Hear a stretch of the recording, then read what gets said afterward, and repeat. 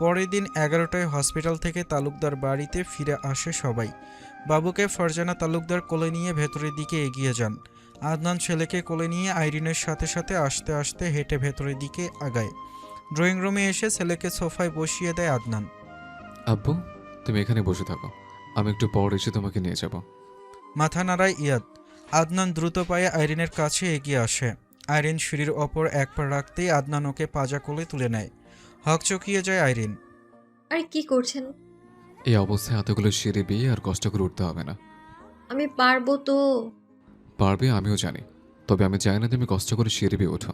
এমনিতেও হসপিটাল থেকে ফেরার সময় অনেকগুলো সিঁড়ি বেয়ে নেমেছ। ড্রয়িং রুমে উপস্থিত সকলের নজরে আদনানের কর্ম না পড়লেও বেশ কয়েকজনের নজরে পড়েছে। আদনান আইরিনকে নিয়ে সোজা বাথরুমে প্রবেশ করে। ওকে নামিয়ে দিয়ে রুমে এসে আইরিনের আর ওর নিজের জামা কাপড় নিয়ে আবারও ভেতরে প্রবেশ করে। সময় গড়ায়। আদনান আর আইরিনের মেয়ের নাম রাখা হয়েছে ইরিনা তালুকদার। মেয়ের চেহারা অনেকটা আইরিনের মতো হয়েছে। বাড়ির সবাই ভীষণ খুশি। বোন পেয়ে ইয়াদ তো আরও বেশি খুশি। বোনকে ছেড়ে একটুও নড়ে না। বোন যেখানে ইয়াদও সেখানে। দুদিন আগেই শেখবাড়ি থেকে ঘুরে এসেছে আইরিন। আরও কয়েকদিন থাকতে চেয়েছিল, তবে আদনান বউ বাচ্চাদের ছেড়ে আর থাকতে পারছে না। রোজ রোজ শ্বশুর বাড়িতে যাওয়াটা কেমন দেখায় না। আইরিন জগ হাতে নিচে নেমে আসে পানি নেওয়ার জন্য। আদনান দেখলে অবশ্য ওকে আসতে দিত না, নিজেই আসতো। জগ ভর্তি করে রেখে এক মগ কফি বানায় আদনানের জন্য। মেয়ে হওয়ার পর থেকে আর আদনানের জন্য কফি বানানো হয়নি। জগ আর কফির মগ হাতে রান্নাঘর হতে বের হতেই ফারজানা তালুকদার সামনে পড়েন। উনি আইরিনের হাতের দিকে তাকিয়ে বলেন, কফি কার জন্য? ইয়াদের আব্বুর জন্য। তুমি কেন কষ্ট করে বানাতে গেছো? আমাকে বা সীমাকে বললেই তো হতো। কফি বানানো আর কি এমন কষ্ট মা? এরপর থেকে কিছু প্রয়োজন হলে আমাকে নয়তো কাজের মানুষ আছে তাদের বলবে, কষ্ট করে নিজে করতে যাবে না। যাও রুমে যাও। আইরিন রুমের দিকে এগিয়ে যায়। ফারজানা তালুকদার রান্নাঘরে প্রবেশ করেন আফসার তালুকদারের জন্য চা বানাতে। আইরিন রুমে এসে পানির জগ আর কফির মগ রেখে আদনানকে খোঁজে। বাথরুম থেকে তো বের হয়েছে, তাহলে গেল কোথায়? ইয়াদের আব্বু কোথায় আপনি? এখানে। আইরিন ব্যালকনির দিকে তাকায়।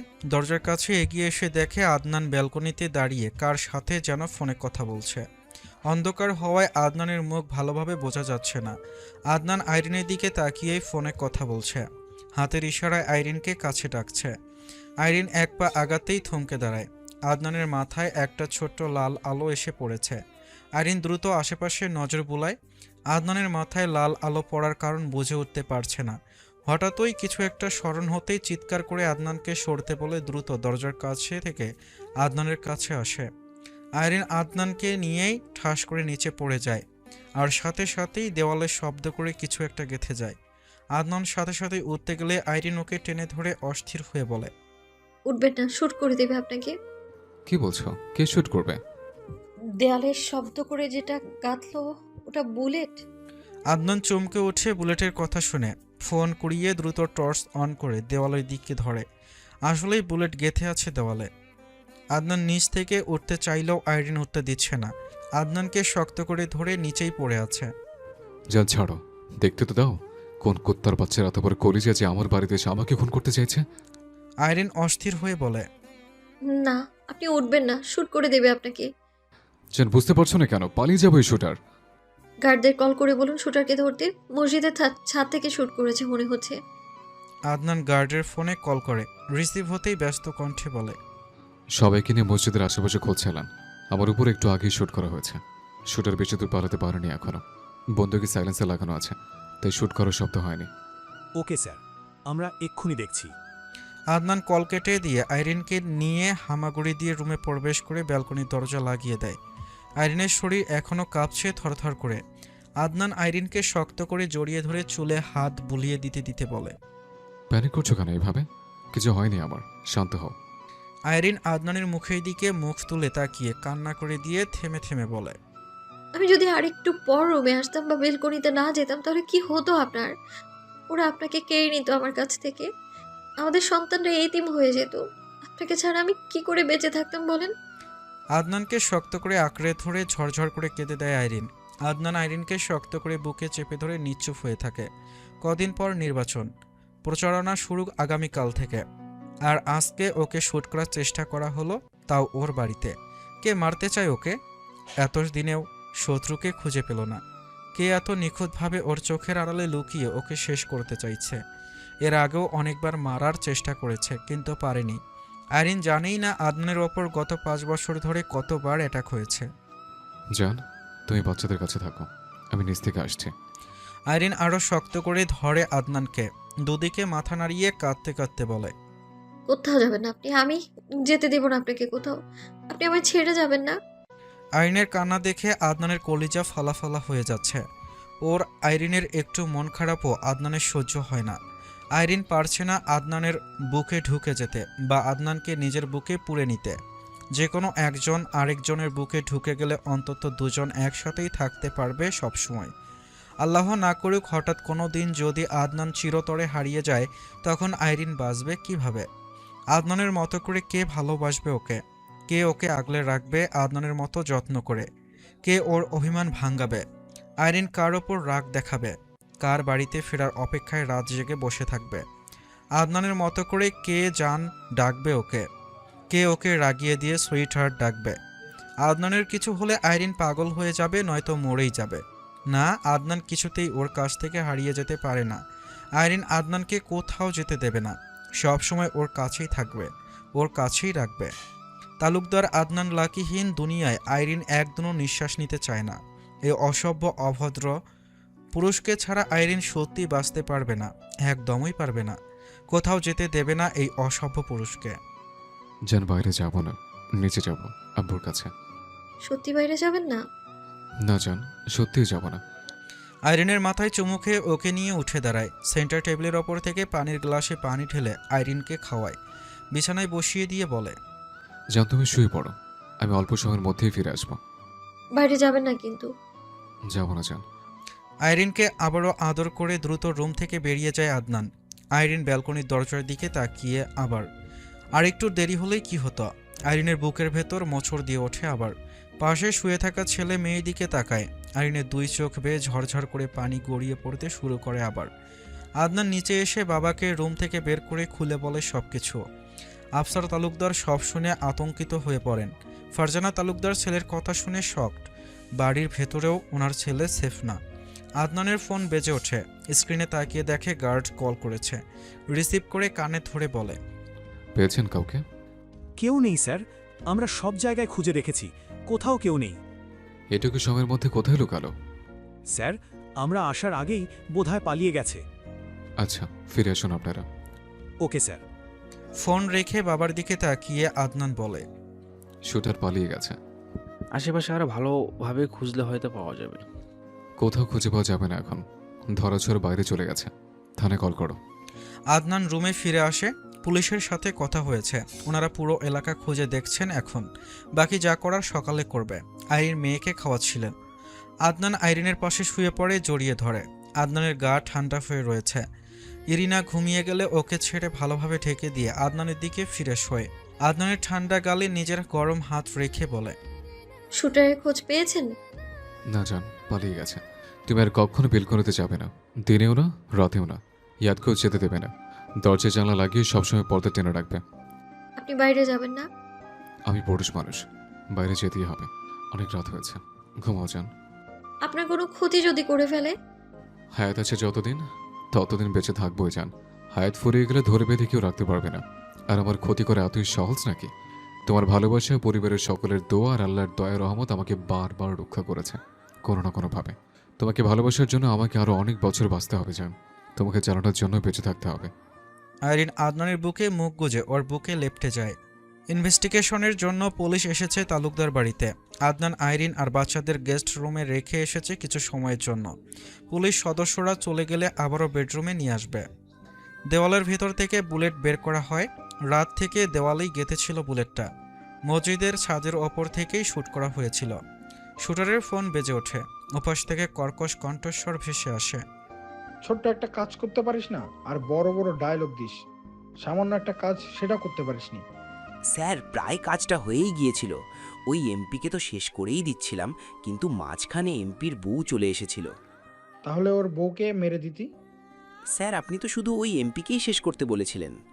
ওই এমপির 5 আত্মার মধ্যে 3 আত্মা ওর বউ, আর বাকি 2 আত্মা ওর 2 বাচ্চা আর পুরো পরিবার। ওর বউ বাচ্চাকে শেষ করলে ওই এমপি এমনিতেই শেষ হয়ে যাবে। এরপর ওকে পাস আর ওর বউ বাচ্চাকে পাস, যাকে পাবি তাকেই শেষ করে দিবি। Okay sir. নেক্সট মিশন যেন ফেল না হয়। ফেল হবে না স্যার, আপনি ভরসা রাখুন আমার উপর। এই টিক্কা শুটারের একটা মিশনও আজ পর্যন্ত ব্যর্থ হয়নি, এটাও হবে না, আপনি নিশ্চিন্তে থাকুন। সকাল সকাল নাস্তা সেরে তৈরি হয়ে নেয় আদনান। নির্বাচনের প্রচারণায় বের হবে একটু পরেই। ইয়াদ দৌড়ে এসে আদনানের পা জড়িয়ে ধরে বলে, আব্বু আমি তোমার সাথে যাব। আদনান ছেলেকে কোলে তুলে নেয়, আদর করে বলে, আমার সাথে গিয়ে কি করবে আব্বু? বাইরে শীত, তুমি বাড়িতেই থাকো।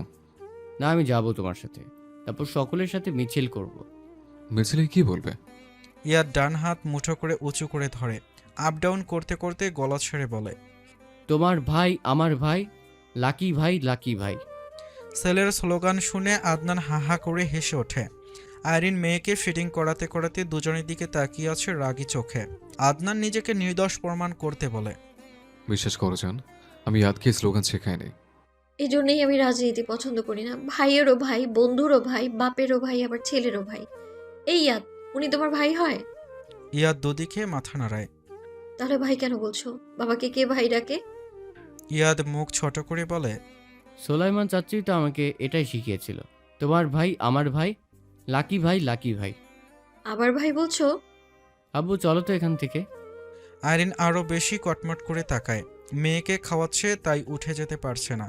কেমন ছেলে হয়েছে, বাপকে ভাই বলছে। আদনান ছেলেকে বিছানায় বসিয়ে দেয় আইরিনের পেছনে। মেয়ে আর আইরিনের ওপর দিয়ে ঝুঁকে ছেলেকে আবার আদর করে বলে, আব্বু তুমি বাড়িতেই থাকো, আমি দ্রুত ফিরে আসবো। তুমি বোন আর আম্মুকে পাহারা দাও, কেউ যেন ওদের কোনো ক্ষতি করতে না পারে। ওকে আব্বু, আমি আম্মু আর বোনের বডিগার্ড। আদনান ছেলেকে আরও আদর করে। মেয়েকে আদর করার ফাঁকে বউকে আদর করে। আইরিন আদনানের মুখের দিকে তাকিয়ে বলে, সাবধানে থাকবেন, কোনো কিছু হলে কিন্তু খবর আছে আপনার। কিচ্ছু হবে না জান, তুমি রিল্যাক্স থাকো। আদনান বেরিয়ে যায় রুম থেকে। ইয়াদ মায়ের হাত ধরে টেনে ধরে বলে, আম্মু এদিকে ঘুরো। আইরিন ছেলের গালে হাত বুলিয়ে বলে, বোনের খাওয়া শেষ হলেই ঘুরছি আব্বু, একটু অপেক্ষা করো। তাহলে আমি এই পাশে আসি। না, পড়ে যাবে এ পাশ থেকে। বোনের খাওয়া প্রায় শেষ, একটু অপেক্ষা করো বাবা। ইয়াদ গাল ফুলিয়ে বলে। তুমি বোনকে বেশি ভালোবাসো, আমাকে ভালোবাসো না। আইরিন ছেলের মাথা ধরে নিজের ঘাড় আর কাঁধের মাঝখানে আলতোভাবে চেপে ধরে। ছেলের গালের সাথে গাল ঠেকিয়ে আদুরে গলায় বলে, আমি তো আমার আব্বুকেই বেশি ভালোবাসি। বোন তো ছোট, বোঝে না কিছু। না খাওয়ালে তো কান্না করবে বাবা। বোন এক্ষুনি ঘুমিয়ে যাবে। ঘুমিয়ে গেলে ওকে ছেড়ে আমি তোমায় জড়িয়ে ধরবো। একটু অপেক্ষা করো বাবু। ইয়াদ মায়ের ঘাড়ে আর কাঁধে থুতনি ঠেকিয়ে বসে রইল। আইরিন ব্ল্যাঙ্কেট টেনে ছেলের গা ঢেকে দেয়। মেয়েকে ঘুম পাড়াতে পাড়াতেই ছেলের মাথায় হাত বুলিয়ে দিতে থাকে। এক আত্মীয় বেশ কয়েক মাস আগে তালুকদার বাড়িতে বেড়াতে এসে ইয়াদকে বলেছিল, তোমার আম্মুর পেট থেকে বাবু হলে তোমাকে আর কেউ ভালোবাসবে না। তোমার আম্মু আর তোমাকে আদর করবে না, ভালোবাসবে না, শুধু বাবুকেই আদর করবে আর ভালোবাসবে। এই কথাগুলো ইয়াদের বাচ্চা মনে ব্যাপক প্রভাব ফেলে। তখন থেকেই ওর ছোট্ট মস্তিষ্কে এই কথাগুলো ঘুরপাক খায়। বাচ্চাদের কখনোই এই ধরনের কথা বলতে নেই, সেটা অনেক মানুষ বুঝতেই চায় না। তারা মজা করার জন্য বললেও এই কথাগুলো যে একটা বাচ্চার ওপর কতটা প্রভাব ফেলে সেটা কখনোই বোঝার চেষ্টা করে না। বলতে পারলেই যেন বেঁচে যায়। বাড়ির সবাই শত চেষ্টা করেও ইয়াদের মস্তিষ্ক থেকে এই কথাগুলো বের করতে পারেনি। মেয়ে ঘুমিয়ে যেতেই ওকে ছেড়ে ভালোভাবে ঢেকে দিয়ে ছেলের দিকে ফিরে আইরিন। ছেলেকে শুইয়ে বুকে আগলে ধরে চুমু খায় সারা মুখে। ছেলের গাল টেনে নাকে নাক ঘষে বলে, মা তোমায় বেশি ভালোবাসে আব্বু। তুমি প্রথম তোমার মাকে মাতৃত্বের স্বাদ দিয়েছো, তাই তুমি তোমার মায়ের কাছে বিশেষ একজন। তোমার বোন আমাদের 3 জনকে পূর্ণ করেছে। আমি তোমাকেও ভালোবাসি, তোমার বোনকেও ভালোবাসি। তোমরা 3 জনই আমার জীবনের সবচেয়ে বড় পাওয়া। আম্মু তোমাকে সব সময়ই ভালোবাসে, তোমার উপর রেগে থাকলেও তোমাকে ভালোবাসে। আর কখনো এইসব কথা বলবে না, হ্যাঁ? আর মনেও করবে না, ঠিক আছে? ইয়াদ এতক্ষণ মন দিয়ে মায়ের কথা শুনছিল। মায়ের শেষ কথাগুলো শুনে মাথা নাড়ায়। আইরিন আবার চুমু খায় ছেলের কপালে। রাত 12টার পর রুমে ফিরে আসে আদনান। দরজা লাগিয়ে বিছানার কাছে এগিয়ে এসে 2 হাতে নিজের মাথার চুল খামচে ধরে দাঁড়ায়। এভাবে চলতে থাকলে কিভাবে হবে? 2 ভাই বোন মিলে ওর বউকে নিয়েছে। একজন একপাশে আরেকজন ওপাশে। বউকে জড়িয়ে ধরে ঘুমাবে তাও পারে না। এই দুঃখ কোথায় রাখবে? জান, ঘুমিয়ে পড়েছ? ঘুম ঘুম চোখের পাতা টেনে তুলে আদনানের দিকে তাকায় আইরিন। ঘুম জড়ানো গলায় বলে, কি হয়েছে? আমি কোথায় ঘুমাবো? প্রত্যেকদিন যেখানে ঘুমাই সেখানেই, ছেলের পেছনে শুয়ে পড়ুন। আমি ওখানে শুতে পারবো না। কতদিন হয়ে গেছে জড়িয়ে ধরে ঘুমাই না। জড়িয়ে ধরতে নিষেধ করেছে কে? ছেলেকে জড়িয়ে ধরে ঘুমান। আমি তোমাকে জড়িয়ে ধরে ঘুমাবো। ফ্লোরে বিছানা করে ঘুমান চুপচাপ। তুমি নিচে আমার সাথে ঘুমাবে? না, আমি একা একা থাকতে পারবো না। তাহলে ছেলের পাশে চুপচাপ ঘুমান। আদনান বিছানায় উঠে আসে। সাবধানে আসতে ধীরে ছেলেকে আইরিনের পাশ থেকে সরিয়ে শোয়ায়। নিজে শুয়ে পড়ে বউ আর ছেলের মাঝখানে। খুশি হয়ে আইরিনকে জড়িয়ে ধরে বলে, হয়ে গেছে জান। এখনই ঘুম থেকে জেগে যাবে। কে? আপনার বাপ। উঠবো না। কথা না বলে চুপ করে এদিকে ফেরে এখন। আইরিন আদনানের দিকে ফিরে শোয়। একে অপরকে জড়িয়ে ধরে নিশ্চুপ হয়ে যায়। দুজন প্রায় ঘুমিয়েই পড়েছিল। এমন মুহূর্তে ইয়াদ কেঁদে ওঠে ঘুম থেকে। চোখ বন্ধ রেখেই বাবার পিঠে খামচে মাকে খোঁজে। খুঁজে না পেয়ে কান্নার শব্দ বাড়িয়ে দিয়ে আম্মু আম্মু বলে ডাকতে শুরু করে। সারাদিন আব্বু আব্বু আর রাত হলে আম্মু আম্মু। রাতে এমনিতে ঘুম থেকে ওঠে না খুব একটা, কিন্তু এক জায়গা থেকে আরেক জায়গায় নিলে ঘুমের মাঝেই যেন কিভাবে বুঝতে পেরে যায় একটু দেরি হলেও ঘুম থেকে উঠবেই। ইয়াদ ঘুমের ঘরে নড়াচড়াও করে খুব কম। ছাড়ুন আর ওকে এই পাশে আনুন। আদনান বউকে ছেড়ে ছেলের দিকে ফিরে ওকে তুলে দুজনের মাঝখানেতে শোয়াতে শোয়াতে বলে, 2 দিন পর করবে বিয়ে, আর এখনো রাতে ঘুম থেকে উঠে আম্মু আম্মু বলে কাঁদে। নিজের বউ নেই বলে বাপকেও বোঝারও করে রাখবে। পূর্বের ন্যায় এবারও বিপুল সংখ্যক ভোটে জয়ী হয়েছে তালুকদার আদনান লাকি। তালুকদার বাড়ির সবাই খুশি। সকলের এটাই ধারণা ছিল এবারও আদনান বিজয়ী হবে। শেখ বাড়ির সবাই একটু আগেই বাড়িতে ফিরে গেছে। ওনারা আদনানকে অভিনন্দন জানাতে এসেছিলেন রাতেই। খাওয়া দাওয়া সেরে ছেলেকে কোলে নিয়ে রুমের দিকে আগায় আদনান। ইয়াদও আজকে এখনও ঘুমায়নি। আইরিন মেয়েকে নিয়ে রুমে রয়েছে। ওকে আজকে কেউ নিচে আসতে দেয়নি এই ঠান্ডায়। ও ঠান্ডা লাগলে বাচ্চা মেয়েটারও ঠান্ডা লেগে যাবে। আদনান রুমে এসে ছেলেকে শুইয়ে ঢেকে দেয়। ঘুমন্ত মেয়েকে আদর করে। ছেলের সামনে বউকে আদর করতে পারছে না বেচারা। দরজা লাগিয়ে দিয়ে লাইট অফ করে বিছানায় ওঠে। ইয়াদকে তুলে নেয় নিজের বুকের ওপর। নিজে শোয় আইরিনের গা ঘেঁষে। আইরিন আদনানের বাহুর ওপর মাথা রেখে ছেলে আর স্বামী দুজনকে জড়িয়ে ধরে।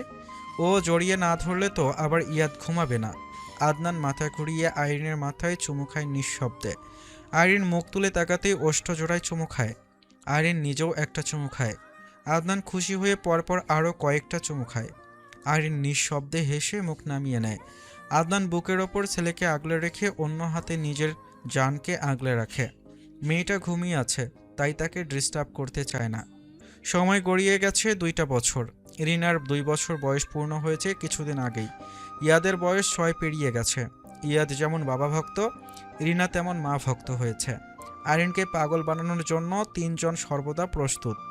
2 ভাই বোন মিলে যতটা না পাগল বানায় তার চেয়ে বেশি পাগল বানায় আদনান।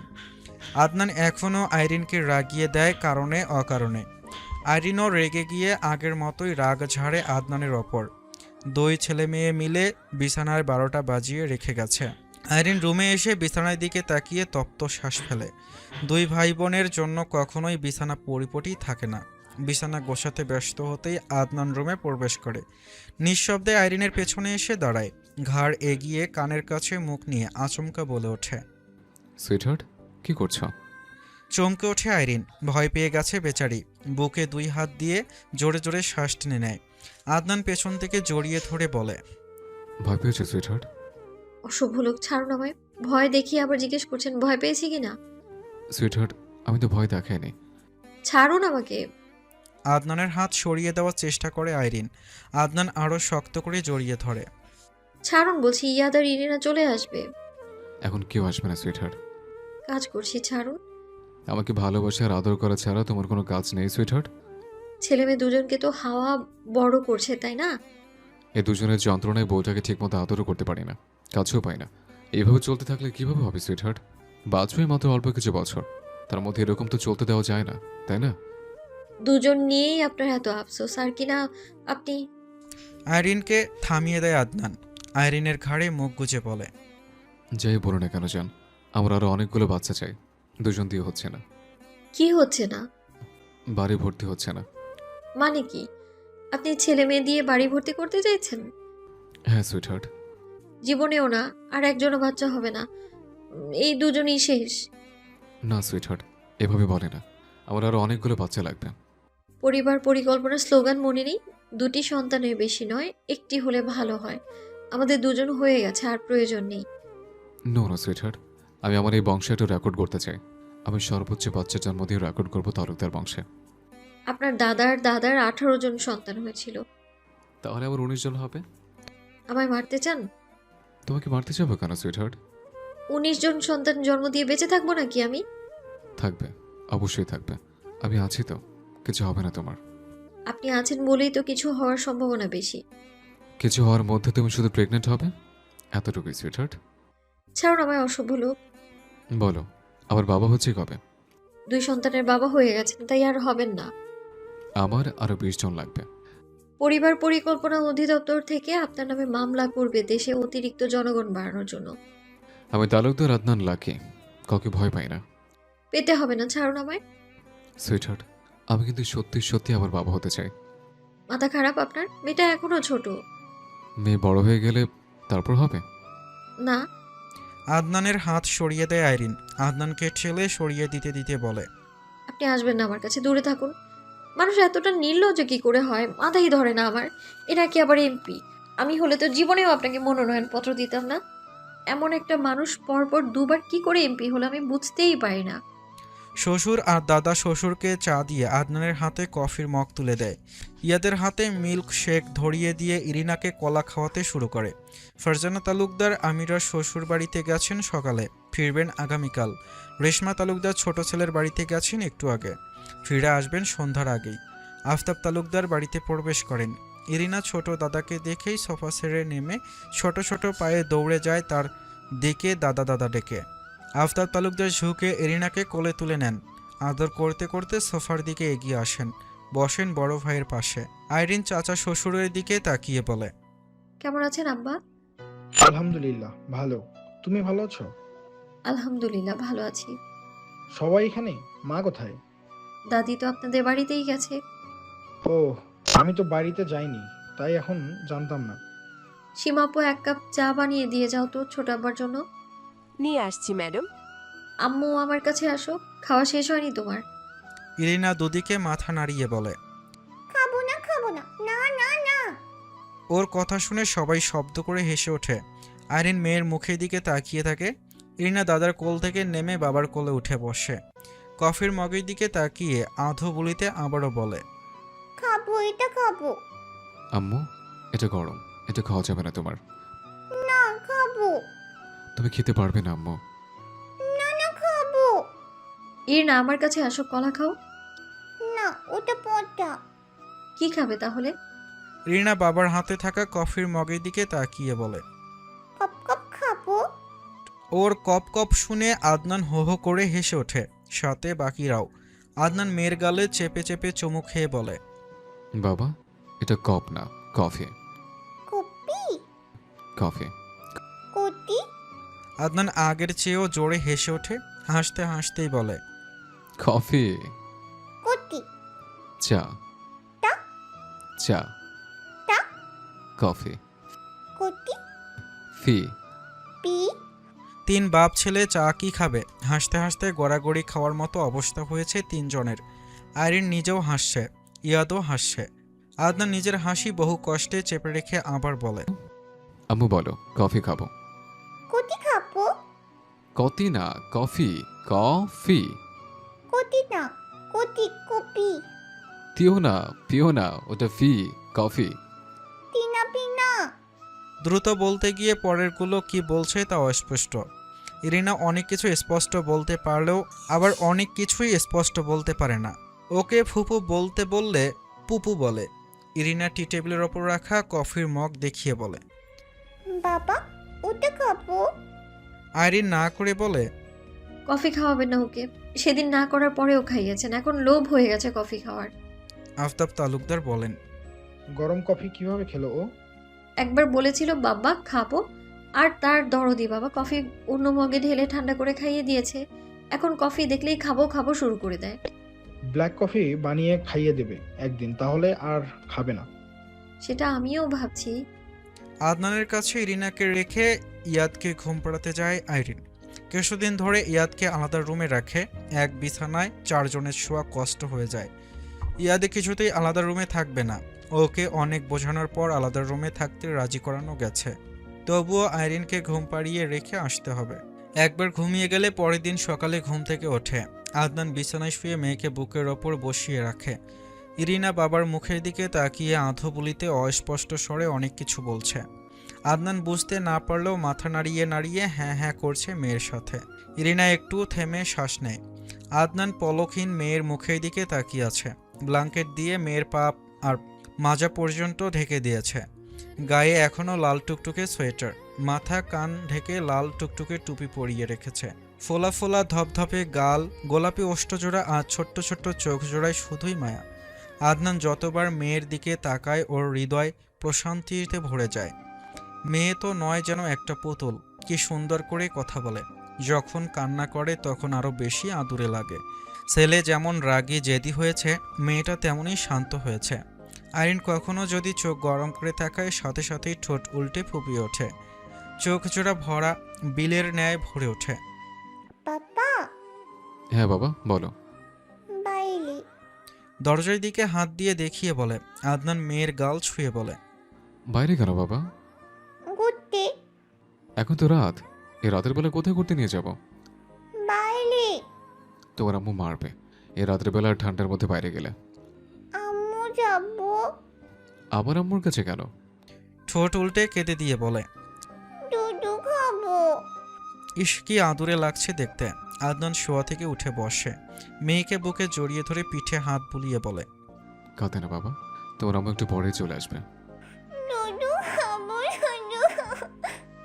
মায়ের কথা মনে করে দিয়েও ভুল করলাম।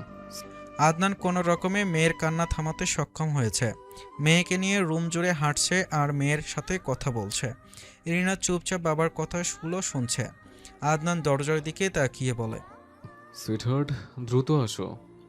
ইরিনা বাবার কাঁধ থেকে মাথা তুলে বাবার মুখের দিকে তাকিয়ে থাকে। আদনান আবার ডাকে, সুইটহার্ট, তাড়াতাড়ি আসো। ইরিনাও বাবার কপি করে ডাকে। তুই তার তো না তো। মেয়ের কথা শুনে শব্দ করে হেসে ওঠে আদনান। মেয়ের মুখের দিকে তাকিয়ে বলে, সুইটহার্ট, দ্রুত আসো। তুই তার দুধু তো। জান, আসো। জানা তো। জান। জান। সুইটহার্ট। তুই তার। আইরিন। আলিন। আইরিন আসো। আলিন তো। ইরিনা। ইলিনা। ইরিনা। ইলিনা। সুইটহার্ট। তুই তার। আমার জান, দ্রুত আসো। আমার জান দুলু তো। আদনান এবার আরও জোরে জোরে হেসে ওঠে। বাবার সাথে সাথে ইরিনাও নিজেও হাসে। আদনান মেয়েকে চেপে ধরে চুমু খায়। আমার টিয়া পাখিটা। টিয়া পাখি কো। তুমি তো আমার টিয়া পাখি, আমার ইরিনা পাখি। আইরিন রুমে প্রবেশ করে। আদনান আইরিনকে দেখে বলে, সুইটহার্ট, চলে এসছ? আমরা তো তোমার অপেক্ষায় দৃষ্টার্থ হয়ে গেছে। আইরিন দরজা লাগাতে লাগাতে বলে, ইরিনা কাঁদলো কেন তখন? দুধু খাবে। রিনা মায়ের দিকে তাকিয়ে বলে। তুই তার দুধু খাবো। আইরিন রেগে তাকায় আদনানের দিকে। আদনান দুদিকে মাথা নাড়িয়ে বলে, আমি কিছু জানি না সুইটহার্ট। আপনি জানেন না? কতবার বলেছি ছেলে মেয়ের সামনে জান আর সুইটহার্ট বলে সম্বোধন করবেন না। জানেন না অথচ বলছেন আমি কিছু জানি না সুইটহার্ট। আপনি না জানলে আর কে জানে? হ্যাঁ, মুখ ফুসকে বেরিয়ে গেছে। আপনার মুখ আমি সেলাই করে দেবো, অসভ্য লোক একটা। জান দুধু খাবো। মুখ বন্ধ রাখো বাবা, নাহলে তোমার মা তোমার গলা চেপে সারা জীবনের জন্য মুখ বন্ধ করে দেবে। কেন? আদনান আইরিনের মুখের দিকে তাকিয়ে নিজের মুখ বন্ধ করে রাখে। এখন আর একটা কথাও বলবে না। আইরিন আদনানের কোল থেকে ইরিনাকে নিজের কোলে তুলে নেয়, ফ্রেশ করিয়ে এনে বিছানায় বসায়। টুপি আর সোয়েটার খুলে দিয়ে নিয়েও বিছানায় উঠে শুয়ে পড়ে। মেয়েকে বুকে টেনে এনে খেতে দেয়। ইরিনা বারবার গায়ের ওপর থেকে ব্ল্যাঙ্কেট সরিয়ে দিচ্ছে। আইরিন গায়ের ওপর তুলে দিয়ে চেপে ধরে রেখে বলে, খাও আর চুপচাপ ঘুমাও, নয়তো খেতে দেবো না কিন্তু। খেতে দেবে না শুনে ইরিনা মায়ের বুকে আরও চিপকে যায়। আদনান বিছানায় উঠে আইরিনের শরীর ঘেঁষে শুয়ে পড়ে, জড়িয়ে ধরে আইরিনের পায়ের ওপর পা তুলে দেয়। বাবার হাতের ছোঁয়া পেয়ে ইরিনা বাবার হাত ধরে। খাওয়া বন্ধ করে মুখ তুলে তাকায়, কিন্তু বাবাকে দেখতে পায় না। কি হলো? বাবা হ্যাঁ, ঘুমাও এখন। রিনা খাওয়া শুরু করে আবার। খেতে খেতে বাবার হাতের সাথে খেলতে থাকে। আইরিন ঘাড় ঘুরিয়ে আদনানের মুখের দিকে দেখার চেষ্টা করে বলে, এরকম করলে ও ঘুমাবে? হাত সরান আপনার। আদনান হাত সরিয়ে নেয়। রিনা বাবার হাত খুঁজে না পেয়ে খাওয়া বন্ধ করে আবারও মুখ তুলে তাকায়। আম্মু বাবা চলে গেছে, ঘুমাও এখন। বেশ কিছুক্ষণ পর ঘুমিয়ে যায় ইরিনা। ওকে ভালোভাবে ঢেকে দিয়ে চিত হয়ে শোয় আইরিন। আদনান যেন এই সময়টারই অপেক্ষায় ছিল এতক্ষণ। আইরিন কিছু বুঝে ওঠার আগেই আদনান ওর বুকের ওপর উঠে যায়, ঘাড়ে মুখ গুজে বলে, অবশেষে ঘুমালো। এখন আপনিও ঘুমান আর আমাকেও ঘুমোতে দিন। কিসের ঘুম? কোনো ঘুম নেই এখন সুইটহার্ট। সরুন আমার উপর থেকে। না। বুড়ো হয়ে যাচ্ছেন, খেয়াল আছে? আগেও যেমন ছিলেন এখনো দেখছি তেমনই আছেন আপনি। এখন তো পরিবর্তন হওয়া উচিত। কোথায় বুড়ো হয়েছে সুইটহার্ট? একটা চুলও সাদা হয়নি, আর তুমি আমাকে বুড়ো বানিয়ে দিচ্ছ। বয়স তো আর কম হয়নি। কতই না বয়স হয়েছে। অনেক। এখন সরুন আমার উপর থেকে। জান, ডিস্টার্ব করো না। আইরিন চোখ বন্ধ করে ফোঁস করে শ্বাস ছাড়ে। এ লোক কি জীবনে ভালো হবে না? সেই শুরু থেকে এখন পর্যন্ত যদি একটু পরিবর্তন হতো তাহলে একটা কথা ছিল, না পরিবর্তন হয়েছে তো আগের চেয়েও বেশি উন্মাদ হয়ে গেছে। ঘাড় থেকে মুখ তুলে একটু উঁচু হয় আদনান। আইরিনের মুখ বরাবর হয়ে ঘোর লাগা স্বরে বলে, জান, নেশাময় তোমার আসক্তি। তোমার আসক্তিতে আসক্ত আমি জান। তোমার সংস্পর্শে আসলে নেশা ধরে যায়, মাতাল মাতাল লাগে, নিজেকে সামলাতেই পারি না সে প্রথম থেকে। ইয়াদ বাবা মায়ের বিছানায় চিত হয়ে শুয়ে আছে, আর পেটের ওপর বসে আছে ইরিনা। দুই ভাই বোন নিজেদের মতো খেলছে আর কথা বলছে। আইরিন ছেলে মেয়ের কাপড় চোপড় ভাঁজ করে রাখছে আর দুই ভাই বোনকে দেখছে। ইরিনা উঠে দাঁড়িয়ে আবারও ধপাস করে বসে পড়ে ইয়াদের বুকের ওপর। ব্যথা পেয়ে ইয়াদ চিৎকার করে ওঠে আম্মু বলে। ইরিনা খিলখিল করে হেসে উঠছে। আইরিন দ্রুত মেয়েকে ছেলের ওপর থেকে সরিয়ে নেয়। ছেলেকে টেনে তুলে বসিয়ে আদর করতে করতে মেয়ের দিকে তাকিয়ে বলে, ভাইয়াকে ব্যথা দিলে কেন এভাবে? ইরিনা হাসি বন্ধ হয়ে গেছে। মায়ের জোরে বলা কথা শুনে দুই চোখ ভরা বিলের ন্যায় ভরে উঠেছে। ঠোঁট উল্টে দিয়ে ফুপিয়ে ওঠে। মুহূর্তেই দু চোখ বেয়ে জলপ্রপাতের ন্যায় জল গড়িয়ে পড়তে শুরু করে। কাদার কথা কার আর কাচ্ছে কি? রিনাকে টেনে এনে বুকের সাথে মিশিয়ে নিয়ে আদর করতে করতে বলে, বকা দিইনি তো আম্মু, কাঁদছো কেন? ইরিনা কাঁদতে কাঁদতে হেসকে তুলে বলে, বকা না, বকা দিইনি তো। কান্না করে না বাবা, শান্ত হও। কিছু হয়নি, বকা দিইনি। ইয়াদ বোনের পিঠে হাত বুলিয়ে বলে। বোনু, আসো আমার কাছে। ইরিনা মায়ের কাছ থেকে ভাইয়ের কাছে চলে আসে। ভাইয়ের গলা জড়িয়ে ধরে কাঁদতে কাঁদতে বলে, আম্মু বকা আব্বুকে বলে দেবো আম্মু তোমাকে বকা দিয়েছে। এখন কান্না বন্ধ করো। আইরিন ছেলে মেয়ের দিকে তাকিয়ে বলে, একজনকে কিছু বলা যায় না তার আগেই আব্বুকে বলে দেবো, আরেকজন দিকে তো তাকানোই যায় না, কেঁদে কেটে বন্যা বানিয়ে ফেলবে।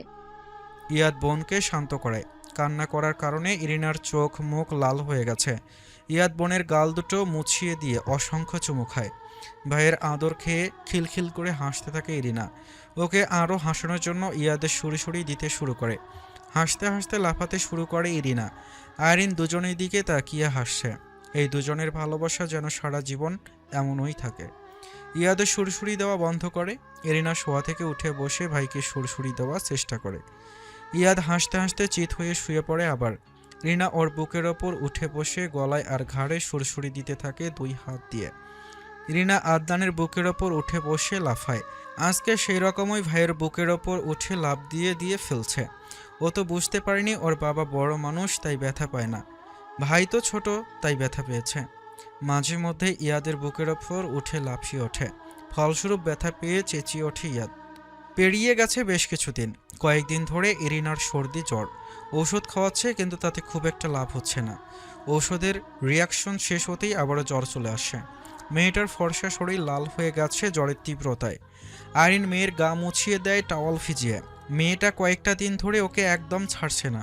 কিছু খেতেও চায় না, বারবার দুধু খাবো করে। আদনান রুমে ফিরে আসে। আইরিন শুয়ে শুয়ে মেয়েটাকে ব্রেস্ট ফিডিং করাচ্ছে। আদনান ফোন আর ওয়ালেট পকেটে ভরে নেয়। ড্রেসিং টেবিলের সামনে দাঁড়িয়ে চুলগুলো ঠিক করে বিছানার পাশে এসে দাঁড়ায়। ওকে, দাও এখন। ইরিনা মাকে ছেড়ে যেতে চায় না, মাকে আঁকড়ে ধরে মায়ের বুকেই থাকতে চায়। মায়ের বুকে থাকতে ওর ভালো লাগছে। মায়ের বুক থেকে টেনে আদনান কোলে তুলে নিতেই জোরে কেঁদে ওঠে মেয়েটা। একটু পরেই ফিরে আসবো বাবা, ডাক্তার না দেখলে সুস্থ হবে কিভাবে? কাঁদে না বাবা। ইরিনা আম্মু আম্মু বলে কাঁদতে থাকে। আদনান ওকে জড়িয়ে ধরে শান্ত করার চেষ্টা করে, রুম থেকে বেরিয়ে যায়। আইরিন ওদের পেছন পেছন রুম থেকে বের হয়। ইয়াদ গেছে কিন্ডারগার্টেনে, ফিরবে কিছুক্ষণ পরেই। হাসপাতালে নিয়ে ইরিনা জ্বর পরীক্ষা করে আজকে ঔষধ আনবে। কদিনেই শুকিয়ে গেছে মেয়েটা। এত এত ঔষধ খাওয়ালো, কিছুতেই সুস্থ হচ্ছে না। মেয়ের চিন্তায় বাবা মায়ের খাওয়া বন্ধ হয়ে গেছে প্রায়। নিচে নামতে নামতে ইরিনার কান্না বন্ধ হয়ে গেছে। বাবার কাঁধে মাথা রেখে নিচুপ হয়ে শুয়ে আছে। ড্রাইভার গাড়ি বের করে ওদের দুজনের অপেক্ষায় রয়েছে। সাবধানে যাবেন। আচ্ছা, তুমি ভেতরে যাও। আদনান মেয়েকে নিয়ে পেছনের সিটে উঠে বসে। সামনে ড্রাইভারের গার্ড বসে আছে, ওর পাশেও একজন গার্ড আছে। ওদের গাড়ির পেছন পেছন আরও একটি গাড়ি যাবে। ড্রাইভার গাড়ি স্টার্ট দিয়ে গেট পেরিয়ে বেরিয়ে যায়।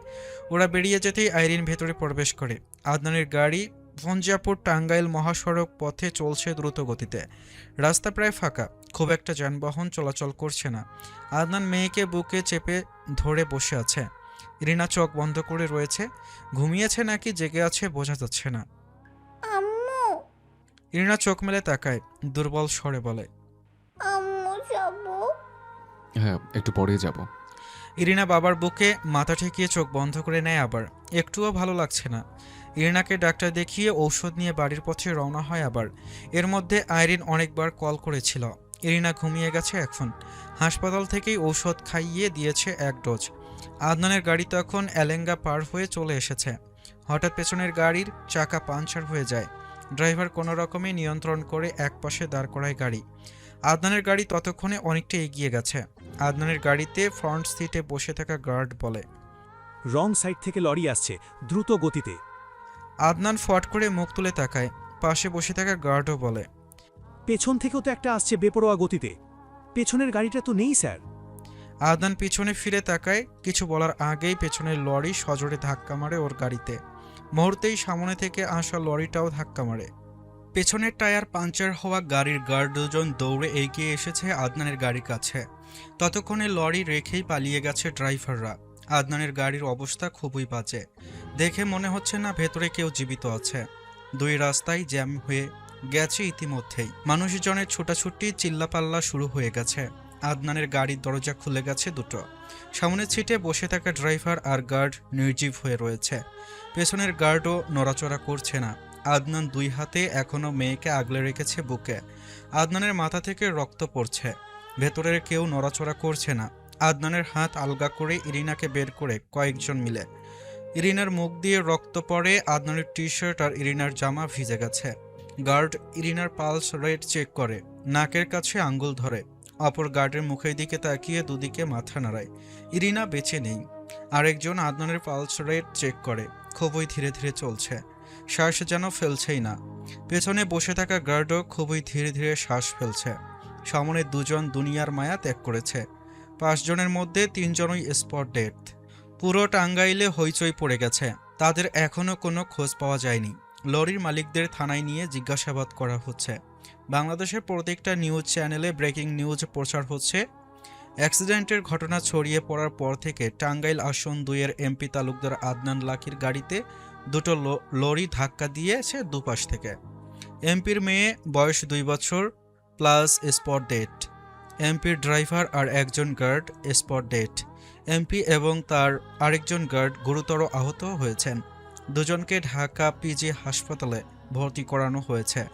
দুজনের অবস্থা ভালো নয়, যে কোনো কিছু হয়ে যেতে পারে। আসামিরা পালিয়ে গেছে, তাদের এখনও খুঁজে পাওয়া যায়নি। খোঁজ চলছে। আসামিদের খুব শীঘ্রই খুঁজে বের করবে পুলিশ সদস্যরা।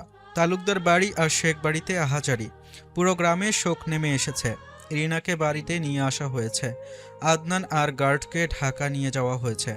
গার্ড আর ড্রাইভারের বডি এখনও পুলিশের হেফাজতে রয়েছে। ওদের দুজনকে পরিবারের নিকট হস্তান্তর করা হবে। আইরিন বারবার জ্ঞান হারাচ্ছে। জ্ঞান ফেরার সাথে সাথেই চিৎকার করে আবারও অজ্ঞান হয়ে যাচ্ছে। ওকে কেউ সামলাতে পারছে না। মেয়ের মৃত্যু আর স্বামীর মৃত্যুর সাথে লড়াইয়ের খবরে উন্মাদ হয়ে গেছে। ফারজানা তালুকদারও কয়েকবার অজ্ঞান হয়ে গিয়েছিলেন। এখন পাথরের মূর্তির মতো বসে আছেন। ওনার সব অনুভূতি যেন মরে গেছে। আদনান বাঁচবে কিনা তারও কোনো গ্যারান্টি নেই এখনও। ওর অবস্থাও খুবই বাজে। ডান পা ভেঙে গেছে, মাথার খুলি ফেটে গেছে, বুকে চাপ লেগেছে। রিনার মৃত্যু হয়েছে বুকে চাপ লাগার কারণেই, তাছাড়া ওর আর কোথাও কিছু হয়নি। গার্ড আর আদনানকে নিয়ে আফসার তালুকদার, সোলাইমান আর আরিফ গেছে ঢাকায়। আবার জ্ঞান ফেরানো হয় আইরিনের। জ্ঞান ফিরতেই পাগলের মতো আচরণ করতে শুরু করে, চিৎকার করছে মামা বলে। সবাইকে ঠেলে সরিয়ে ড্রয়িং রুমে আসে।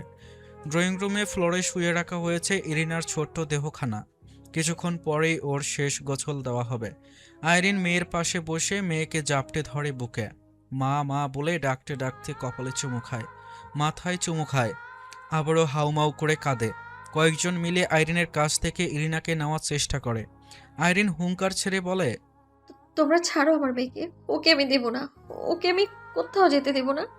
ও আমার কাছেই থাকবে। ও আমায় ছাড়া খায় না, ঘুমায় না, থাকে না কোথাও। আমার মেয়েকে আমি কোথাও যেতে দেব না। তোমরা সরো, আমাদের কাছ থেকে সরো। নাবিলা বেগম কাঁদতে কাঁদতে বলেন, আইরিন, মেয়েটাকে ছাড়, এভাবে কষ্ট দিস না ওকে। কোথায় কষ্ট দিচ্ছি? বুকেই তো আগলে রেখেছি আমি। মেয়েকে আবার আদর করতে করতে হাউমাউ করে কেঁদে ওঠে। শক্ত করে বুকে চেপে ধরে বলে, ওরা আমার বুক থেকে আমার মাকে কেড়ে নিল। আমার মা কথা বলছে না, চোখ খুলছে না। আমি ওকে ছাড়া বাঁচবো না। ওর সাথে আমাকেও কবর দিয়ে দাও তোমরা। কয়েকজন জোর করে আইরিনের কাছ থেকে ইরিনাকে নিয়ে নেয়। আইরিন পাগলের মতো আচরণ করতে করতে আবারও জ্ঞান হারায়। সাদমান বোনকে পাজা কোলে তুলে নিয়ে বলে, কেউ আর ওর জ্ঞান ফেরাবে না। আমি ডাক্তারকে কল করেছিলাম, উনি আসছেন। নাবিলা বেগম সাদমানের পেছন পেছন রুমের দিকে এগিয়ে যান কাঁদতে কাঁদতে। শেফা ইয়াদকে সামলাচ্ছে। মা, বাবা আর বোন তিনজনের জন্য কাঁদতে কাঁদতে এখন শ্বাসও নিতে পারছে না ভালোভাবে। মায়ের পাগলামি আর আহাজারি দেখে আরও বেশি কাঁদছে। গভীর রাত। তালুকদার বাড়ি তখনও আহাজারি আর বিলাপ করে কান্নার শব্দে ভরে আছে। আদনানের অবস্থা উন্নতির দিকে না গিয়ে অবনতির দিকে যাচ্ছে। জ্ঞান ফেরেনি এখনও। অপারেশন সাকসেস হয়েছে, এখন লাইফ সাপোর্টে রাখা হয়েছে। গার্ড জীবনের সাথে যুদ্ধ করে টিকে থাকতে পারেনি। 1টা বাজার পর পরই সেও হার মেনেছে জীবনের কাছে। আইরিনকে ঘুমের ইঞ্জেকশন দিয়ে ঘুম পাড়িয়ে রাখা হয়েছে।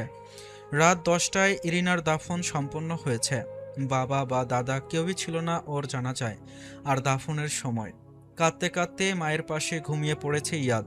নাবিলা বেগম দুজনের পাশে বসে কাঁদছেন। ফারজানা তালুকদার বারবার মূর্ছা যাচ্ছেন নাতনি আর ছেলের জন্য। সাদমান রাতেই ঢাকা চলে গেছে হাসপাতালের উদ্দেশ্যে।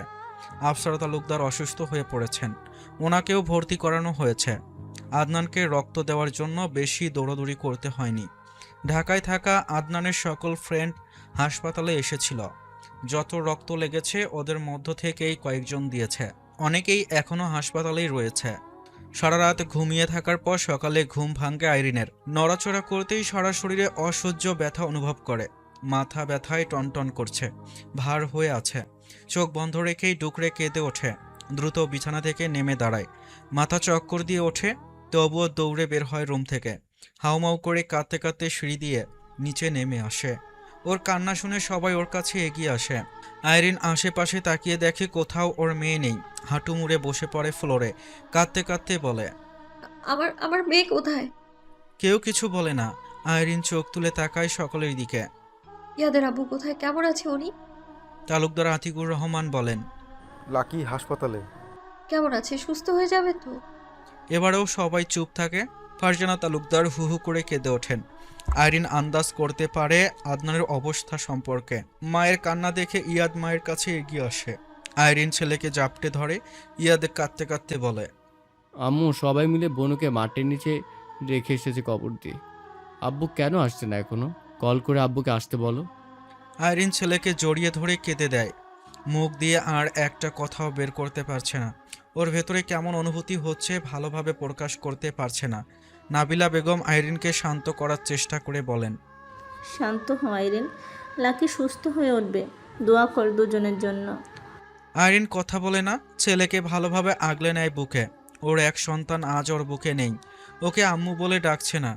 বুকের দুধ খাওয়ার জন্য দুধু খাবো করছে না। ওর মেয়ে, ওর কলিজার টুকরো একা একা শুয়ে আছে ঠান্ডা মাটির নিচে। আরিন কাঁদতে কাঁদতে ছেলেকে নিয়ে উঠে দাঁড়ায়। দুর্বল পায়ে আগায় বাইরের দিকে। নাবিলা বেগম ওর হাত টেনে ধরে বলেন, ওদিকে কোথায় যাচ্ছিস মা? আমার মেয়ের কাছে যাব মামুনি। ও ছোট মানুষ, ও একা একা কি করে থাকবে? ভয় পাবে তো যদি কান্না করে। আচ্ছা আমি আমার মেয়ের কাছে যাব। ফারজানা তালুকদার এগিয়ে এসে আইরিনের সামনে দাঁড়িয়ে ওর মাথায় হাত বুলিয়ে বলেন, আল্লাহ তাআলা তোমাকে ধৈর্য দান করুক আইরিন। ইরিনা আর কখনো কাঁদবে না, ও তোমার কাছে আর আসতে চাইবে না। ওর মধ্যে আর ডর ভয় নেই। বেশি বেশি দোয়া করো ওর জন্য। আইরিন ছেলেকে কোলে নিয়েই শাশুড়ি মাকে জড়িয়ে ধরে হাউমাউ করে কাঁদতে কাঁদতে বলে, আমার ছোট্ট মেয়েটার সাথে কেন এমন হলো মা? ও কার কি ক্ষতি করেছিল? অকালে কেন ঝরে যেতে হলো আমার মেয়েটাকে? ফারজানা তালুকদার কিছু বলতে পারেন না। আইরিনকে জড়িয়ে ধরে উনিও কাঁদতে থাকেন। কে এই শত্রু? মারতে চাইলো একজনকে, কিন্তু মরে গেল 4 জন। কিন্তু সেই একজন এখনও বেঁচে আছে। দিনে দুপুরে মাঝ রাস্তায় লরি দিয়ে চাপা দিয়ে পালিয়ে গেল আসামিরা। পুলিশ এখন পর্যন্ত কিছুই করতে পারল না। সারাদিন গড়িয়ে বিকেল হয়ে গেছে। আইরিনকে কিছুই খাওয়ানো যায়নি সারাদিন। পাগলের মতো একটু পরপর চিৎকার করে কাঁদছিল আর মূর্ছা যাচ্ছিল। ওকে এখন জোর করে স্যালাইন দেওয়া হয়েছে। ঘুমের ঔষধের প্রভাবে ঘুমিয়ে গেছে আবার। আইরিনের চেহারার দিকে তাকানো যাচ্ছে না। নাবিলা বেগম ছেলের ফোনে কল করেন। সাদমান মায়ের কল পেয়েই রিসিভ করে। নাবিলা বেগম কান্না গিলে বলেন, লাকির কি অবস্থা সাদমান? ভালো না মা। ডাক্তার কি বলেছে? ওনারা কিছু বলতে পারছেন না, শুধু আল্লাহকে ডাকতে বলেছেন। কিছুক্ষণ আগেও হৃদস্পন্দন থেমে গিয়েছিল, শ্বাস নিচ্ছিল না। ডাক্তাররা তো আশাই ছেড়ে দিয়েছিলেন। অনেক চেষ্টার পর এখন আবার শ্বাস নিচ্ছে, তবে খুবই স্লো। 72 ঘন্টার মধ্যে জ্ঞান না ফিরলে কোমায় চলে যাবে বলেছে। মস্তিষ্কে আঘাত লেগেছে গুরুতরভাবে। জ্ঞান না ফিরলে কিছুই বলতে পারবো না ওনারা। ডাক্তাররা বলেছেন লাকির বেঁচে থাকার সম্ভাবনা খুবই কম। দোয়া ব্যতীত অন্য কিছুই আর ওকে সুস্থ করতে পারবে না মা। তোমরা সবাই বেশি বেশি দোয়া করো ওর জন্য। ওর কিছু হয়ে গেলে আইরিনকে বাঁচানো যাবে না আর। নাবিলা বেগম ডুকরে কেঁদে ওঠেন। সাদমান বলে, লাকির অবস্থা সম্পর্কে আইরিনকে কিছু বলো না তোমরা। দোয়া করো যেন রাতের মধ্যেই জ্ঞান ফিরে আসে লাকির। রাতে না ফিরলেও যেন আগামীকালকের মধ্যেই ফিরে আসে। আল্লাহ তাআলা যেন এখনই ওকে না নেন। ফজরের নামাজ আদায় করে জায়নামাজেই উবু হয়ে বসে আছে আইরিন। কান্নার ধকলে পুরো শরীর নড়ছে। বুকের অসহ্য যন্ত্রণায় দম বন্ধ হয়ে আসছে। শ্বাস নিতে ভীষণ কষ্ট হয়। ওর মনে হচ্ছে বুকের ওপর কয়েকশো টনের পাথর তুলে দিয়েছে কেউ, যার ভার বহন করতে পারছে না আইরিন। আইরিন কাঁদতে কাঁদতে বলে, আল্লাহ, ও আল্লাহ, তুমি আমার মেয়েকে কেড়ে নিয়েছো, কিন্তু মেয়ের বাবাকে কেড়ে নিও না। তুমি ওনাকে ফিরিয়ে দাও আমার কাছে। তুমি ওনাকে সুস্থ করে দাও আল্লাহ। তুমি তুমি আমার সাথে কেন এমন করছো আল্লাহ? কেন সবাইকে কেড়ে নাও আমার কাছ থেকে? আমার তো বেশি কেউ নেই আল্লাহ। যে কয়েকজন আছে তাদেরকেও কেন এভাবে ছিনিয়ে নিচ্ছ তুমি? আমি আর সহ্য করতে পারছি না আল্লাহ। আমায় ধৈর্য দাও। আমার সন্তানদের বাবাকে ফিরিয়ে দাও আল্লাহ। উনি না থাকলে ওদের কি হবে? তুমি ওনাকে সুস্থ করে আমাদের কাছে ফিরিয়ে দাও আল্লাহ। মায়ের কান্না শুনে ইয়াদের ঘুম ভেঙে গেছে। ছেলেটা শোয়া থেকে উঠে বসেই কেঁদে দিয়েছে। আইরিন সোজা হয়ে বসে ছেলের দিকে তাকায়। জায়নামাজ ছেড়ে বিছানায় উঠে বসে ছেলেকে জড়িয়ে ধরে আদর করতে থাকে কাঁদতে কাঁদতে। ইয়াদ মাকে জড়িয়ে ধরে কান্না করে বলে, আম্মু আব্বুর কাছে যাব, আমাকে আব্বুর কাছে নিয়ে চলো। আইরিন ছেলের মাথায় চুমু খেয়ে বলে, তোমার আব্বু অসুস্থ, হসপিটালে ভর্তি আছে। আল্লাহর কাছে দোয়া করো যেন তোমার আব্বু দ্রুত তোমার কাছে ফিরে আসে আবার। তুমি কান্না করো না আম্মু, তুমি কাঁদলে আমার অনেক কষ্ট হয়। দুই মা ছেলে একে অপরকে জড়িয়ে ধরে কাঁদতে থাকে। ওদেরকে সামলানোর মানুষটাই তো ওদের কাছে নেই। তালুকদার আদনান লাকি শুধু একজন মানুষ নয়, আইরিনের পুরো একটা দুনিয়া সে, যার মধ্যেই আইরিনের সুখ, শান্তি, ভালো থাকা, ভালোবাসা সহ সব কিছু। তালুকদার আদনান লাকি শুধু ইয়াদের আব্বু না, ইয়াদের ছোট ছোট খুশি থেকে শুরু করে বড় বড় সব কিছু। নিজের কান্না বন্ধ করে ছেলের কান্নাও বন্ধ করে আইরিন। পাশ থেকে ফোন হাতে নিয়ে সাদমানের ফোনে কল করে। হ্যালো ভাইয়া। হ্যাঁ, লাকির জ্ঞান ফিরেছে মাত্রই। আমি তোকে কল করতেই নিয়েছিলাম। আদনানের জ্ঞান ফিরেছে শুনেই আইরিনের বুকে বয়ে চলা ঝড় কিছুটা শান্ত হয়। ব্যাকুল স্বরে বলে, কথা বলছেন উনি? কেমন আছেন এখন? আর কোনো বিপদ নেই তো? সাদমান ঢোক গিলে বলে, এখন আর কোনো বিপদ নেই, মাত্র তো জ্ঞান ফিরেছে। কিছুক্ষণ পরেই কথা বলবে। আমি দেখবো ওনাকে। এখন দেখা যাবে না, ডাক্তার রয়েছেন। তুই খেয়েছিস? নিজের যত্ন নে। এভাবে না খেয়ে কান্নাকাটি করলে তো আরও অসুস্থ হয়ে পড়বি। তুইও খা, ইয়াদকেও খাওয়া। আমি কল করবো আবার। আব্বা কেমন আছেন? কাকা ঠিক আছেন এখন। তুই নিজের আর ছেলের যত্ন নে, রাখছি। আইরিনের দুই চোখ বেয়ে ঝরঝর করে পানি গড়িয়ে পড়ে, আবার ছেলেকে আদর করে বলে, তোমার আব্বু সুস্থ হয়ে যাবে, আমাদের কাছে ফিরে আসবে আবার। সাদমান আইসিইউ এর দরজার সামনে এসে দাঁড়ায়। এখানে আগে থেকেই আফসার তালুকদার আর আরিফ দাঁড়িয়ে আছে। সোলাইমান ফোনে কথা বলার জন্য একটু সাইডে গেছে। পুলিশ সদস্যরা এখানে পাহারায় আছে যেন কেউ আর কোনো ক্ষতি করতে না পারে। সাদমান পেছনে দাঁড়িয়ে ভেতরে উকি দেয়। আফসার তালুকদার ছাদমানের দিকে তাকিয়ে মলিন স্বরে বলেন, লাকির জ্ঞান ফিরেছে, বাড়িতে জানিয়েছো? হ্যাঁ, আইরিনের কি অবস্থা?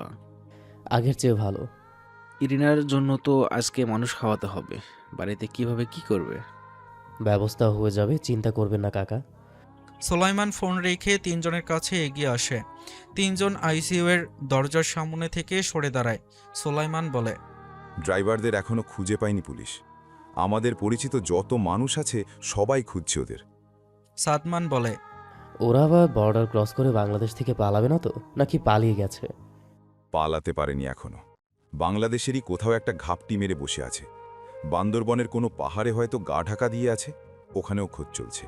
খুব শীঘ্রই পেয়ে যাব কুত্তার বাচ্চাগুলোকে। এর মধ্যে একজন ডাক্তার বেরিয়ে আসেন ভেতর থেকে। চারজন ওনার সামনে এসে দাঁড়ায়। আফসার তালুকদার বলেন, ডাক্তার, আমার ছেলের কি অবস্থা? এখন ও বিপদমুক্ত তো? ডাক্তার বলেন, এখনও পুরোপুরি বিপদমুক্ত না, লাইফ সাপোর্টেই রাখা হয়েছে এখনও। জ্ঞান ফিরলেও কথা বলার মতো অবস্থায় নেই, চোখ মেলে তাকিয়ে থাকতে পারছে না, হাতের আঙুল মৃদু নাড়াচ্ছে শুধু। আজকের দিন পার হলে বোঝা যাবে। আপনারা তো বলেছিলেন জ্ঞান ফিরলে বিপদমুক্ত হবে। হ্যাঁ বলেছিলাম, এখন আর কমায় যাওয়ার রিস্ক নেই। লাকির সাথে দেখা করা যাবে না? একজন পারবেন, তবে ওনাকে উত্তেজিত করবে এমন কোনো কথা না কাজ করা যাবে না। আচ্ছা। ডাক্তার চলে যান। আফসার তালুকদার পুনরায় আইসিইউ এর দরজার সামনে এসে দাঁড়ায়। ভেতর থেকে বাকি একজন ডাক্তার বেরিয়ে আসেন। ওনার সাথে কথা বলে ভেতরে প্রবেশ করেন আফসার তালুকদার। ছেলের পাশে এসে দাঁড়ান। কোনো দিকে না তাকিয়ে ছেলের মুখের দিকে তাকিয়ে থাকেন। ছেলেকে এই অবস্থায় সহ্য করতে পারছেন না। ওনার ছেলেটা তো শুয়ে থাকার মতো ছেলে না। ওনার ছেলে এমন দুর্বল হয়ে আজ পর্যন্ত কখনো শুয়ে থাকেনি। বেশি সময় তার দাঁড়িয়ে থাকতে পারেন না আফসার তালুকদার। বেরিয়ে আসেন আইসিইউ থেকে। ওনার ছেলে লাইফ সাপোর্টে বেঁচে আছে এটা কিছুতেই মানতে পারছেন না। যে ওনার নাতনিকে কেড়ে নিয়েছে, ওনার ছেলের এই অবস্থা করেছে, ওনার 3 জন গার্ড আর ড্রাইভারকে মেরেছে, তাকে বা তাদের কিছুতেই ছাড়বেন না। হাতের নাগালে পেলে মুরগির মতো করে চামড়া ছিলবেন। মাঝখানে আরও একটা দিন পেরিয়ে গেছে। আদনানের অবস্থা এখন কিছুটা স্থিতিশীল, একটু একটু করে কথা বলছে এখন। কিছুক্ষণ আগেই আইসিইউ থেকে কেবিনে শিফট করা হয়েছে। আদনান বাড়ির লোকের সঙ্গে কথা বলার জন্য ছটফট করছে কথা বলতে পারার পর থেকেই। এতক্ষণ ডাক্তারদের জন্য কথা বলার সুযোগ হচ্ছিল না। বাবাকে দেখেই বলে, আব্বু, ইরিনা কোথায়? ও কেমন আছে? আফসার তালুকদার চুপ করে থাকেন, সাথে বাকি 3 জনও। আদনান জোরে জোরে শ্বাস নিতে নিতেই কিছুটা হাইপার হয়ে বলে, কথা বলছো না কেন? আমার মেয়ে কোথায়? কেমন আছে আমার মেয়ে? সাদমান ক্ষীণ স্বরে বলে, ইরিনা নেই, চলে গেছে জান্নাতের পাখি হয়ে। আদনান শক, স্তব্ধ, বাক্যহারা। নিজের কানকেও যেন সে বিশ্বাস করাতে পারছে না। শান্ত স্বরে বলে, কি বললি তুই? ইরিনা আর নেই, স্পট ডেথ হয়েছিল। আদনানের শ্বাস বন্ধ হয়ে আসে। পুরো শরীর একটা ঝাঁকি দিয়ে ওঠে। মুখ ফিরিয়ে নেয় অন্যদিকে। দু চোখ বেয়ে ঝরঝর করে পানি গড়িয়ে পড়তে শুরু করে। আদনানের অ্যাক্সিডেন্টের আজ 20তম দিন। হাসপাতাল থেকে আজ ওকে ছুটি দিয়েছে। তালুকদার বাড়িতে অনেক আত্মীয় স্বজন এসেছে ওকে দেখার জন্য। বাড়ির সবাই অধীর আগ্রহে অপেক্ষা করছে ওর জন্য। আইরিন নিজেদের রুমে শুয়ে আছে। অসুস্থতা আর বিষণ্ণতায় নুয়ে গেছে মেয়েটা। শুকিয়ে গেছে অর্ধেক। চোখের নিচে কালি পড়ে গেছে। রসালো উষ্ঠজোড়া শুষ্ক হয়ে গেছে। চুলগুলো এলোমেলো উস্কো খুস্কো।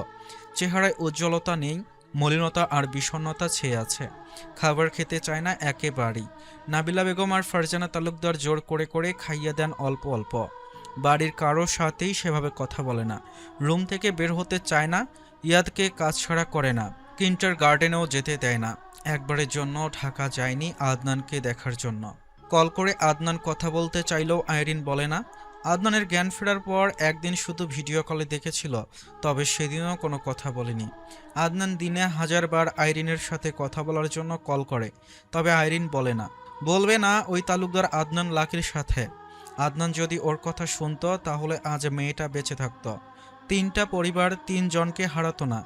আদনানও সুস্থ অবস্থায় ওর কাছেই থাকতো। সব আদনানের দোষ। ও কেন আইরিনের কথা শোনেনি? আইরিন রাগে, দুঃখে, কষ্টে, অভিমানে আদনানের সাথে একটা কথাও বলে না। বাড়ির সবাই হাজার চেষ্টা করেও ওকে ঢাকা নিয়ে যেতে পারেনি। শুয়ে শুয়ে বসে থেকে আর মেয়ের কাপড় চোপড় খেলনা জড়িয়ে ধরে গুমড়ে গুমড়ে কাঁদে।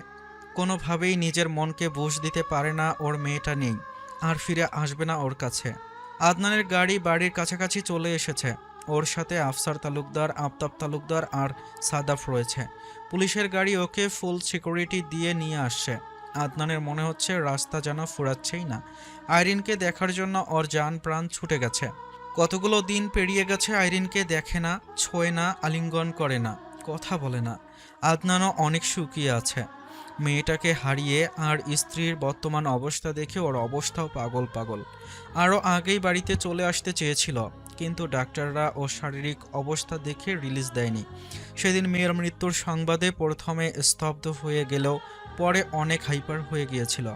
কিছুতেই মেনে নিতে পারছিল না ওর মেয়েটা আর নেই এই দুনিয়ায়।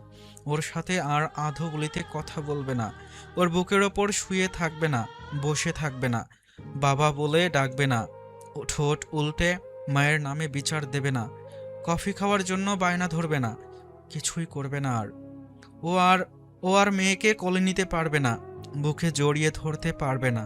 যখন আইরিনের কথা স্মরণ হয় তখন আরও বেশি হাইপার হয়ে ওঠে। আইরিন কিভাবে সহ্য করছে এত যন্ত্রণা? মেয়ের মৃত্যু কিভাবে মেনে নিবে? কিভাবে সামলাবে নিজেকে? আইরিনের নাম ধরে বারবার বলছিল, আমার আইরন কেমন আছে? ও ঠিক আছে? আমার আইরন কোথায়? ওই কষ্ট কিভাবে সহ্য করবে? আমাকে আমার আইরনের কাছে নিয়ে চলো। আরও অনেক কিছুই বলছিল।